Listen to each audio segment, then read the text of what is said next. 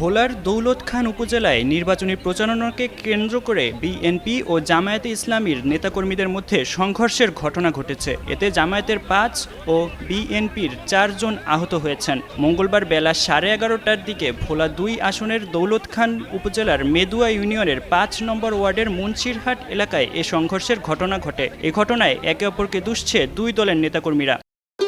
ভবিষ্যৎ হোক নিরাপদ, বিনিয়োগ হোক বিশ্বস্ত, আর আমার পছন্দ সল্ট বে। ওয়েলকাম টু সল্ট বে। প্রত্যক্ষদর্শীরা জানান, প্রতিদিনের মতো আজও জামায়াতে ইসলামীর নেতাকর্মীরা জামায়াতের ইসলামীর মনোনীত প্রার্থী মাওলানা মুফতি ফজলুল করিমের পক্ষে নির্বাচনী প্রচারণা চালাচ্ছিল। এ সময় আগে থেকেই সেখানে অবস্থান করা বিএনপি মনোনীত ধানের শীষের প্রার্থী হাফিজ ইব্রাহিমের কর্মী সমর্থকেরা অবস্থান করছিল।